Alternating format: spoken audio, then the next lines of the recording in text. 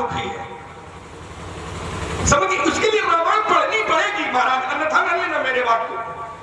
रामायण पढ़ो, चौपाई ठीक है, चौपाई का कोई विरोध नहीं, पर मेरा विषय था कि धनुष का टूटना अगर ये अधर्म है तो अधर्म होने पर साधु संत ऋषि मुनि धर्मशील ज्ञानी क्या ये लोग प्रसन्न होते हैं? क्या होते हैं? नहीं होते हैं। और मैंने उसी प्रसंग की चौपाई पढ़ी थी कि प्रभु गौ चाप खंड मही डारे। चाप माने धनुष, खंड माने टुकड़े, मही माने धरती और डारे माने फेंके। और जब लोगों ने ये देखा तो देख लोग सब भये सुखारे, सभी लोग सुखी हुए। तो अगर ये अधर्म है तो अधर्म को देख करके क्या धर्मशील व्यक्ति प्रसन्न होता है? अधर्म को देख करके धर्मशील प्रसन्न होता है कि धर्मशील दुखी होता है?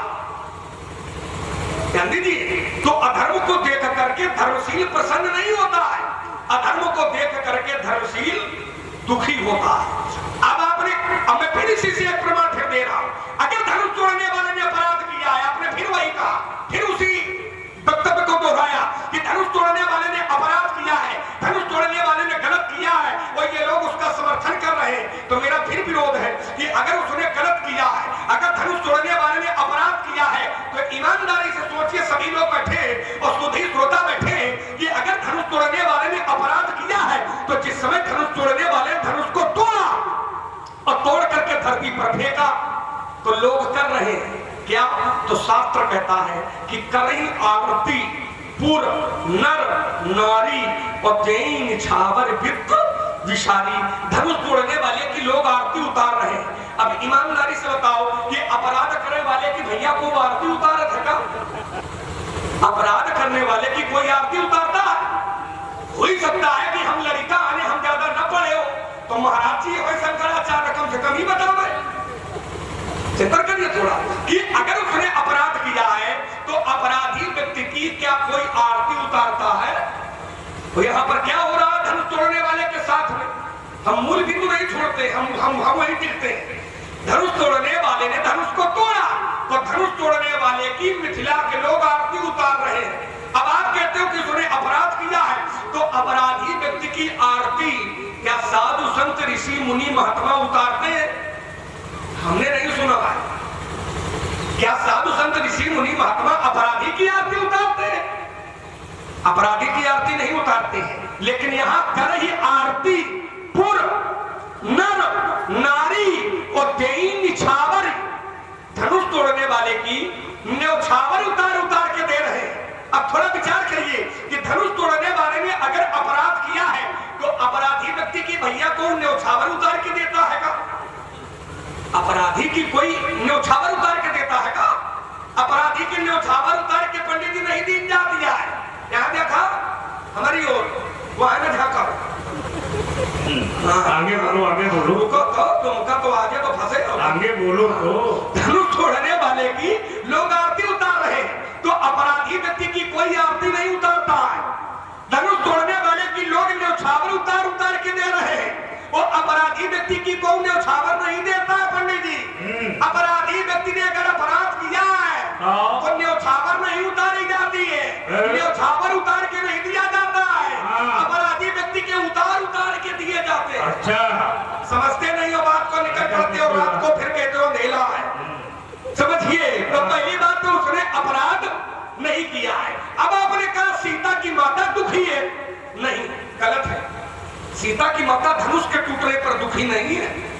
मैं एक सीधे रामचरितमानस से एक प्रमाण दे रहा हूं कि जिस समय धनुष टूटा तो विद्वानों ने पूछा कि सीता की माता प्रसन्न है? आचार्यों ने कहा हाँ। कहा कितना प्रसन्न है?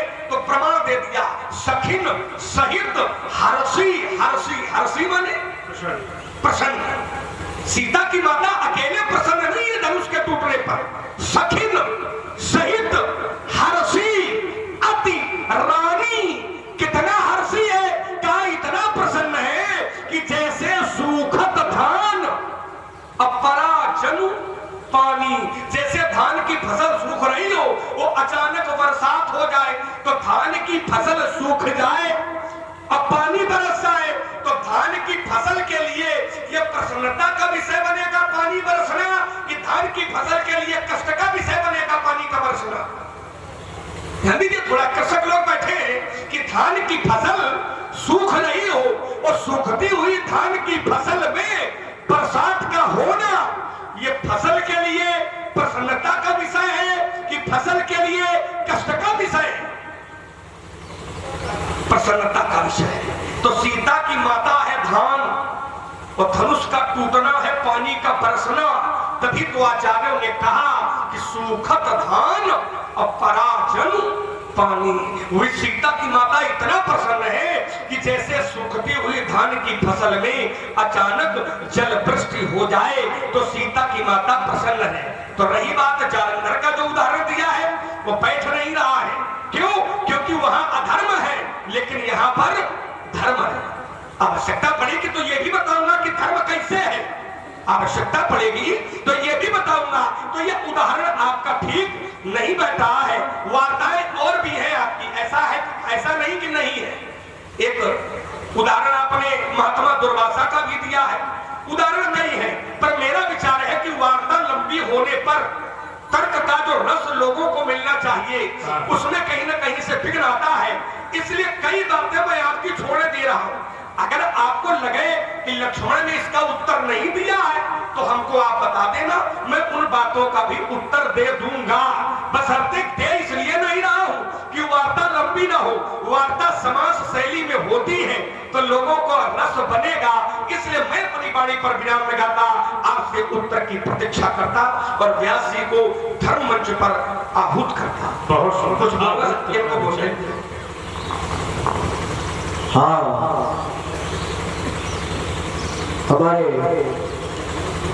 कुछ सहयोगियों ने सहयोग प्रदान किया है। आदरणीय श्री चंद्रदेव तिवारी अलियापुर आपकी तरफ से 500 रुपए का सहयोग प्राप्त हुआ है। 500 रुपए श्री अनुपम तिवारी जी की ओर से और 500 रुपए श्री जितेंद्र मिश्रा अलियापुर आपकी तरफ से और 510 रुपए राम प्रताप पाल उर्फ कल्लू बीरो अलियापुर। 150 रुपए सत्य प्रकाश पाल उर्फ पत्तर अलियापुर। 200 रुपए शिवपाल उर्फ नंका अलियापुर और 500 रुपए श्री शिवमंगल पांडे निर्खी। 500 रुपए श्री किशन पाल बाबा जी बगिया वाले। और ये पुरस्कार ये हमारे जो दोनों जोड़ी आपके सामने प्रस्तुत हो रही है, श्री भार्गव जी और लक्ष्मण जी, इन दोनों महान मूर्तियों के लिए पुरस्कार प्रदान किया गया है। ये हमारे श्री शिवपाल उर्फ नंका भैया आपकी ओर से 50-50 पुष्प मुद्राएं दोनों मूर्तियों के लिए और ये भैया विकास पांडे बंथरा आपकी तरफ से भी 50-50 पुष्प मुद्राएं दोनों महान मूर्तियों के श्री चरणों में और श्री अनुपम तिवारी अलियापुर आपकी ओर से 25-25 पुष्प मुद्राएं और श्री राजेश चंद्र मिश्रा आपकी ओर से 50-50 रुपए और ये श्री किशन पाल बाबा जी बगिया वाले आपकी ओर से 50-50 पुष्प मुद्राएं और श्री चंद्रपाल ये BSNL बेसनल ये मतलब दूर संचार विभाग कानपुर व्यवस्था कानपुर आपकी ओर से 20-20 पुष्प मुद्राएं और ये रौनक पांडे नेवरना उन्नाव आपकी ओर से 50-50 पुष्प मुद्राएं दोनों महान मूर्तियों की श्री चरणों भेंट की जा रही है। सभी को हृदय से धन्यवाद है, साधुवाद है। चलिए, बहुत अच्छी वार्ता लक्ष्मण के मुख से लोगों ने सुनी। एक शब्द पहला निकल के लक्ष्मण का आया था। लक्ष्मण ने कहा कि शंकर जी ने अगर जहर पिया तो का तुम पियो। ये शब्द लोगों ने सुना था तो हमने सोचा कि लक्ष्मण का विश्वास का धरातल बड़ा कमजोर है। अगर शंकर जी ने जहर पिया है तो क्या प्रहलाद नहीं पी सकता? क्यों? अगर शंकर जी ने जहर पिया है तो क्या प्रहलाद नहीं पी सकता? अरे प्रहलाद ने भी जहर पिया है, ध्रुव ने भी जहर पिया है, तो क्या ये मर गए हैं क्या? ये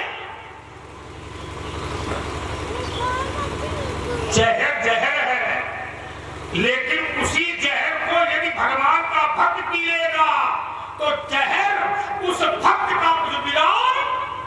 नहीं सकता। क्यों?